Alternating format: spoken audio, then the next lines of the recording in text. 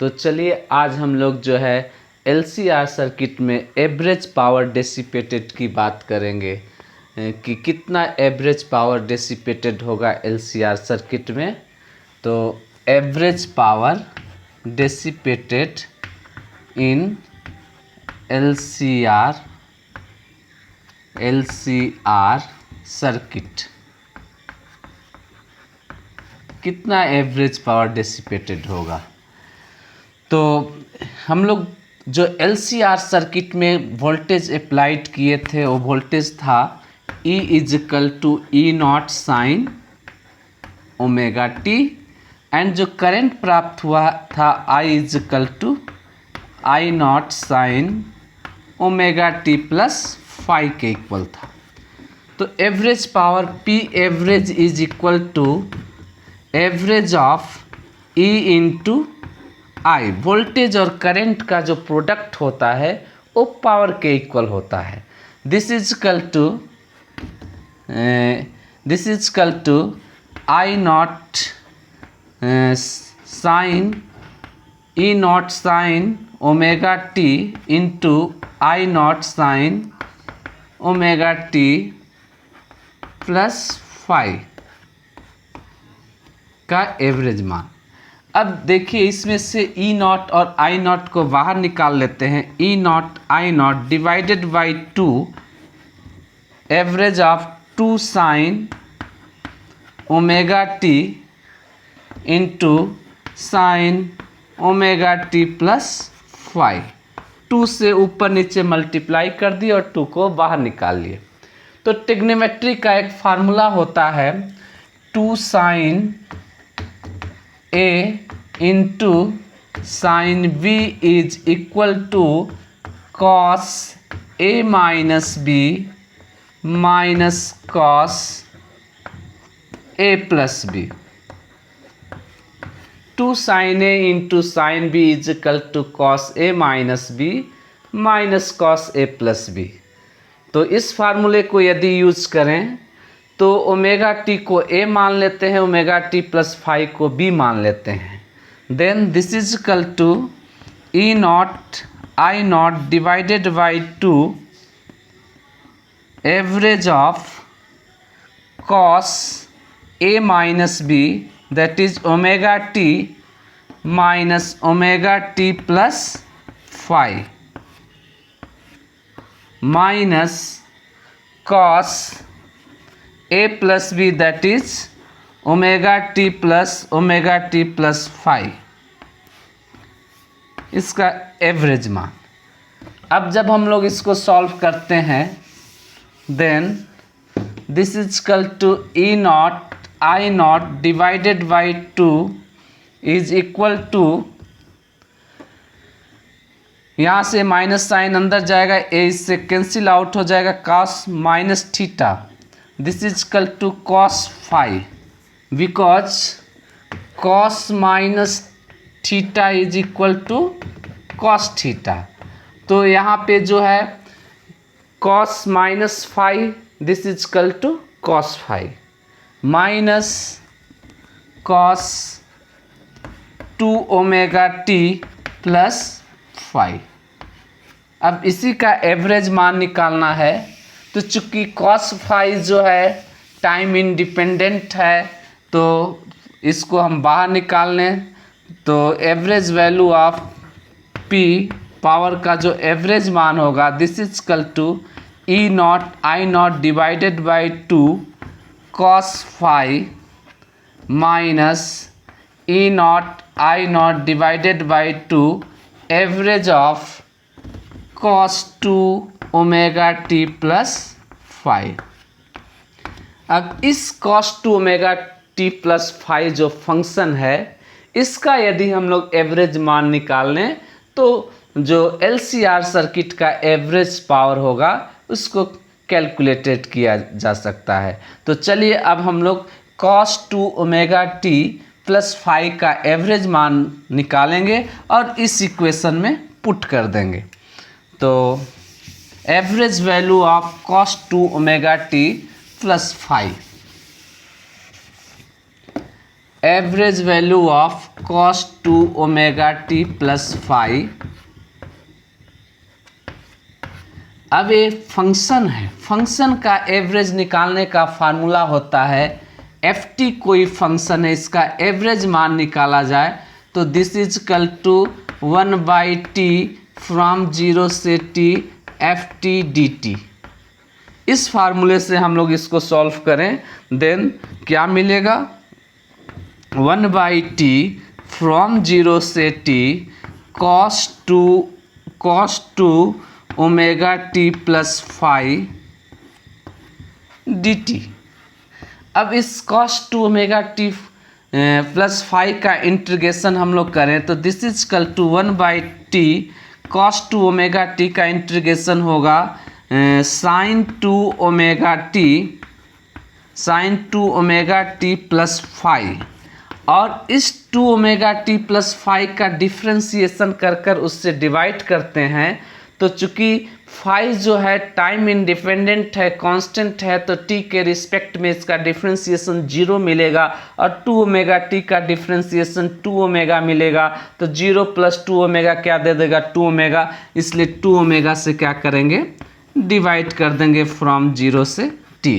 अब इस 2 ओमेगा को हम बाहर निकाल लेते हैं तो this is equal to 1/t into 2 omega sine 2 omega t. Upper limit put कर देते हैं तो t plus five minus lower limit sine 2 omega into 0 plus five. ये जो है लिमिट पुट करने के बाद प्राप्त हुआ। अब इसको जो है फर्दर जब हम लोग सॉल्व करते हैं तो this is equal to 1 divided by T into 2 omega sine 2 omega into T का मान तो हम लोग जानते हैं, omega is equal to 2 pi nu and nu is equal to 1/t, that is omega is equal to 2 pi by t, then t is equal to 2 pi divided by omega। तो यहाँ पे हम लोग t का मान रख देते हैं 2 pi divided by omega plus five and minus sine 2 omega into 0 sine 0 हो जाएगा और यहाँ से आपको 0 + 5 क्या मिल जाएगा, 5, तो माइनस साइन 5। अब देखिए ओमेगा से omega cancel out, this is equal to 1 divided by T into 2 omega, this is equal to sine 4 pi plus 5 and minus sine 5। अब देखिए ट्रिग्नोमेट्री का हम लोग फार्मूला जानते हैं कि sine n into 2 pi plus theta is equal to sine theta. अब यहाँ पे हम लोग लिख सकते हैं 2 pi into 2, this is written as 4 pi is equal to, लिखा जा सकता है 2 into 2 pi, then n is equal to 2 और इस फार्मूले में हमें क्या दे देगा, ये साइन 5 के इक्वल हो जाएगा। तो it is also written as 1 divided by T into 2 omega sine 5 minus sine 5 and this is equal to 0। यहाँ से मिला 1/t into 2 omega into 0, this is equal to 0। तो यहाँ से पता चला कि जो हम लोग एवरेज मान निकाले cos 2 omega T plus five का जो एवरेज मान कैलकुलेट किया गया वो किसके इक्वल है, 0 के इक्वल है। और जो हम लोग इक्वेशन जब देखे थे, इक्वेशन फर्स्ट बोले थे एवरेज पावर, तो average power dissipated in LCR circuit is equal to I0 E0 divided by 2 cos 5 minus average of cos 2 omega T plus 5 and this is equal to 0, then average power dissipated in LCR circuit is equal to E not divided by 2 cos phi, and this is also written as I naught divided by root 2 E naught divided by root 2 cos phi, and this is equal to I RMS into E RMS cos phi. This cos phi is known as power factor. Power factor जो होता है responsible होता है change का, तो ये जो cos phi है ये रिस्पॉन्सिबल देखेंगे कैसे जो है LCR सर्किट में लीडिंग रोल में कैपेसिटर, इंडक्टर एंड रजिस्टर के केस का जो है इस कॉस फाई से पता चलेगा। तो LCR सर्किट में पावर जो डेसिपेटेड होता है वो किसके इक्वल होगा? Average power is equal to I RMS into E RMS into cos phi, where cos phi is known as power factor. तो चलिए हम लोग बात करते हैं कि जब हम देखे थे कि tan phi का जो मान निकला था, tan phi is equal to XC minus XL divided by XR के इक्वल है। तो हम केस को कंसीडर करते हैं कि when phi is equal to 0, when phi is equal to 0 then cos phi is equal to 1, maximum value होगा। और phi 0 कहने का मतलब क्या हुआ? जो EMF है E is equal to E not sine omega t, and जो करंट है I is equal to I not sine omega T plus phi के इक्वल है। जब phi 0 हो जाएगा इसका मतलब there is no any phase difference between the voltage and current, that means voltage and current both are moving together. Then this LCR circuit is known as purely R circuit, और उस समय जो है maximum power dissipated होगा क्योंकि cos का जो value होगा 1 के इक्वल होगा। Then average power P is equal to I RMS into E RMS के इक्वल होगा। और हम लोग जब R सर्किट को पढ़े थे उस समय हम लोग एवरेज पावर डेसिपेटेड इन R सर्किट कैलकुलेट किए थे, तो किसके इक्वल था? I RMS into E RMS के इक्वल था। यानी यदि पूछा जाए कि LCR सर्किट R सर्किट की तरह कब बिहेव करेगा, तो स्पष्ट है कि जब पावर फैक्टर का मान मैक्सिमम हो 1 के इक्वल होगा, then LCR circuit behaves as a purely R circuit. या कह सकते हैं कि वोल्टेज और करंट के बीच का जो फेज डिफरेंस है वो 0 के इक्वल होगा तब। चलिए केस सेकंड को कंसीडर करते हैं। अगर हम कहते हैं कि जो फेज डिफरेंस जो है वो π/2 का फेज डिफरेंस है, तो यदि प्योरली L सर्किट की बात करते हैं तो L सर्किट में जो है वोल्टेज जो होता है करंट से π/2 एंगल आगे रहता है।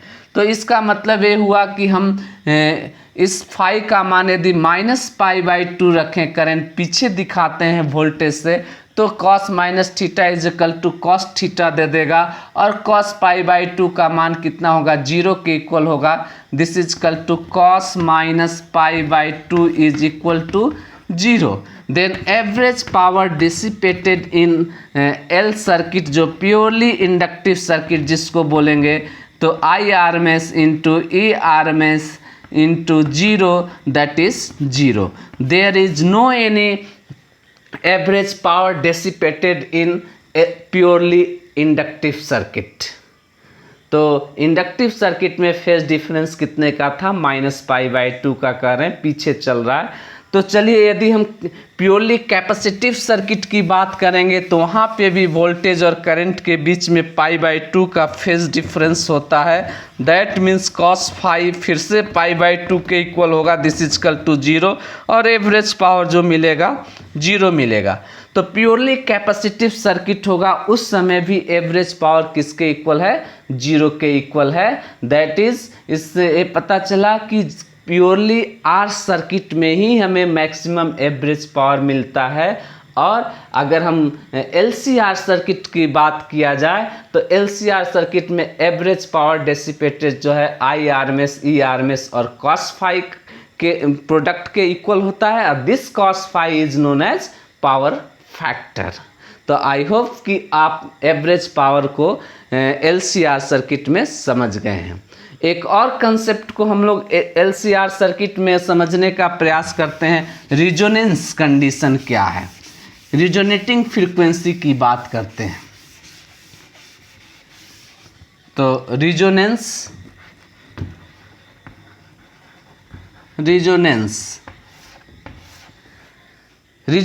जो है, जिस फ्रीक्वेंसी पे करंट का मान मैक्सिमम मिलते। चलिए हम लोग ग्राफ से समझते हैं। इस पे हम फ्रीक्वेंसी को कंसीडर कर लेते हैं, इसमें करंट को, पीक करंट की बात करते हैं। और कुछ इस प्रकार से फ्रीक्वेंसी देखने को मिलता है। जिस फ्रीक्वेंसी मान लेते हैं कि एक फ्रीक्वेंसी को कहते हैं ओमेगा नॉट। इस ओमेगा नॉट फ्रीक्वेंसी पे करंट का पीक है, मैक्सिमम करंट है। यदि मान लेते हैं कि इस समय जो है सर्किट में रेजिस्टेंस R1 है और पुनः जो है हमने पीक करंट को कुछ इस प्रकार से प्राप्त कर रहे हैं, तो इसमें जो रेजिस्टेंस को हम R2 कंसीडर करें तो दैट मीन्स इससे पता चला कि R2 is greater than R1। क्यों, वाई, बिकॉज देखिए दोनों का पिक में डिफरेंस है। R2 के केस में जो है पिक नीचे गिर गया है, और कब जो है करंट का मान घटेगा, जब रेजिस्टेंस का मान हाई होता है। तो रिजोनेटिंग फ्रीक्वेंसी को समझने से पहले हम लोग फ्रीक्वेंसी को समझें कि क्या फ्रीक्वेंसी का कंसेप्ट है। तो हर एक सबस्टांस के पास अपना नेचुरल फ्रीक्वेंसी होता है। अगर हम बात करें कि अपने बॉडीज़ के जितने भी आर्गन्स हैं, सबका अपना अपना नेचुरल फ्रीक्वेंसी होगा। फैन का अपना नेचुरल फ्रीक्वेंसी होगा, कांच का अपना नेचुरल फ्रीक्वेंसी होगा। यदि पुराने ज़माने की बात किया जाए तो कहा जाता था कि तानसेन वगैरह जो है गाने लगते थे तो कांच का ग्लास टूट टूट कर गिरने लगता था। क्यों, ऐसा क्यों होता था? क्योंकि हर एक सबस्टांस का अपना नेचुरल फ्रीक्वेंसी होता है, और उस नेचुरल फ्रीक्वेंसी के बराबर यदि फ्रीक्वेंसी जनरेट हो जाएगा तो वो सबस्टांस जो है टूट जाएगा, डिस्ट्रक्टिव हो जाता है। यही कारण है कि फ्लैग मार्च करते हुए जो आर्मी के जवान होते हैं उनको पुल पे जाने से रोका जाता है। एक साथ जब फ्लैग मार्च करेंगे तो एक साथ उनका कदम ऊपर जाएगा और एक साथ नीचे आएगा, जिससे कि फ्रीक्वेंसी जनरेट होगी, और वह फ्रीक्वेंसी यदि पुल के नेचुरल फ्रीक्वेंसी के इक्वल हो जाए देन जो है पुल क्या हो जाएगा, टूट जाएगा। तो आज के जो समय है, आप जो है सोचते हैं कि जितने ज़्यादा जो है साउंड बॉक्स को हम रख लें उतना ही हम बेहतरीन कंडीशन में है। जितना ज़्यादा साउंड बॉक्स बजाएंगे उतना अपने आप को बेहतर मानते हैं, जो कि वो गलत है। क्यों, साउंड से जो है फ्रीक्वेंसी जनरेट होता है, और उस साउंड के करीब हम लोग रहेंगे तो कोई नेसेसरी नहीं है कि जितना जो है नेचुरल फ्रीक्वेंसी हैंड के स्किन का है उतना ही नेचुरल फ्रीक्वेंसी जो है कान के जो है पर्दे का है। डिफ़र होगा तो पता भी नहीं चलेगा। बॉडी के इंटरनल पार्ट का जो है नेचुरल फ्रीक्वेंसी कम हो और जो जनरेट फ्रीक्वेंसी साउंड से उसके इक्वल हो जाएगा तो अपने आप बॉडी जो है वो पार्ट फट जाएगा, ब्लडिंग होने लगेगा। तो इसलिए एक लिमिट में जो है साउंड का प्रयोग करना चाहिए। चलिए, तो LCR सर्किट की हम बात करते हैं। LCR सर्किट में रिजोनेंस कब प्राप्त होता है? पिक करंट की बात होगी, मैक्सिमम करंट। तो कंडीशन होगा when XC is equal to XL के इक्वल हो जाए, और एंगल जो फाई है, फेज डिफरेंस है, वो किसके इक्वल हो जाए, 0 के इक्वल होगा, देन जो है हमें LCR सर्किट में रेजोनेंस कंडीशन प्राप्त होता है। यदि हम LCR सर्किट की बात करें तो पीक करंट जो होगा, पीक करंट जो I0 से रिप्रेजेंट करें, this I0 is equal to peak voltage divided by impedance, divided by impedance. ये जो इम्पीडेंस है वो LCR सर्किट का रेजिस्टेंस है। And the value of impedance Z is equal to under root R का square plus XC minus XL का whole square. यदि XC बराबर है XL के तो यहाँ पे XC बराबर XL होगा, then Z equal to R के इक्वल हो जाएगा। और उस समय जो है हमारा LCR सर्किट किसके तरफ बिहेव कर रहा है, R सर्किट की तरफ बिहेव करेगा, यानी I0 is equal to E0 divided by R। अब ये R सर्किट की तरफ बिहेव कर रहा है। यहाँ भी हम लोग देखें कि यदि रेजिस्टेंस का मान हाई होगा तो इस करंट का पीक जो है लो होगा। और phi is equal to 0 degree, phi is equal to 0 degree किसको इंडिकेट करेगा, अब वोल्टेज और करंट दोनों साथ साथ चलेंगे, इसका मतलब ए आर सर्किट को रिप्रेजेंट करेगा।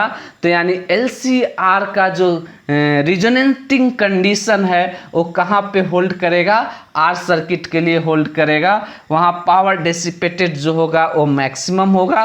तो चलिए कंडीशन था कि when XC is equal to XL and phi phase difference is equal to 0, then this condition में हमें रिजोनेंस प्राप्त होगी। और इसी कंडीशन में फ्रीक्वेंसी को यदि कैलकुलेट किया जाए तो फ्रीक्वेंसी कितना होगा, तो XC बराबर हम लोग जानते हैं 1 में omega C and XL is equal to omega into L के इक्वल होता है।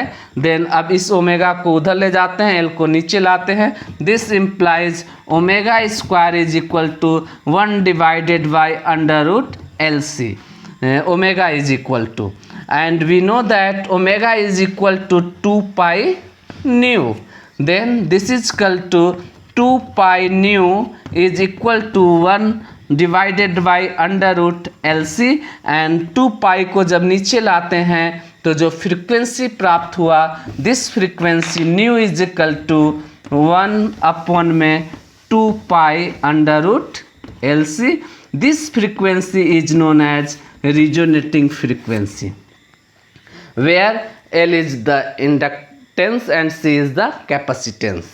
तो इस तरह से हम लोग रिजोनेटिंग फ्रीक्वेंसी को जो है LCR सर्किट में निकालते हैं, और उसका फार्मूला जो है nu is equal to 1/2 pi under root LC के इक्वल होता है। और यह कंडीशन जो है इम्पॉर्टेंट है, किस कंडीशन पे रिजोनेटिंग फ्रीक्वेंसी प्राप्त होगा, जब XC बराबर XL and phi is equal to 0, उस फ्रीक्वेंसी पे जो है पीक करंट हमें प्राप्त होगा। तो कुछ ए रिजोनेंस का कंसेप्ट था। हम लोग अब एट लास्ट कंक्लूजन की बात करें तो फेजर डायग्राम जो है LCR सर्किट का ड्रॉ करते हैं। तो LCR सर्किट का फेजर डायग्राम जो है कुछ इस प्रकार से होगा। वोल्टेज को हम लोग कंसीडर किए थे E is equal to E0 sine omega t, and इसके क्रॉस जो हम लोग करंट प्राप्त किए थे जो LCR सर्किट में I is equal to I0 sine omega T plus phi, where I0 is equal to E0 divided by Z। That means the peak of current is smaller than the peak of voltage। तो जब phasor diagram को draw करेंगे उस समय दोनों के pick को हमें दर्शाना होगा। तो चलिए हम जो है मान लेते हैं कि इस एक्सिस में हम ओमेगा टी को दर्शाए हुए हैं। तो जो कॉस का ग्राफ जो साइन ओमेगा टी जो वोल्टेज का ग्राफ है उसको कुछ इस प्रकार से हमें प्राप्त होगा। This is known as E is equal to E0 sine omega t. अब करंट की बात किया जाए तो sine omega T plus phi angle से आगे है, अब हम फाई एंगल से आगे करंट को दिखाना चाहते हैं, तो चलिए हम करंट को यहाँ से दिखा रहे हैं और हमें देगा कहाँ, जब 1 है तो इसका मान 0 मिलेगा, कुछ इस तरह से हमें प्राप्त होगा। जब 1 होगा तो इसका मान मैक्सिमम होगा। फिर इस तरह से जो है एक करंट का रिप्रेजेंटेशन है। अब पीछे की ओर बढ़ाते हैं।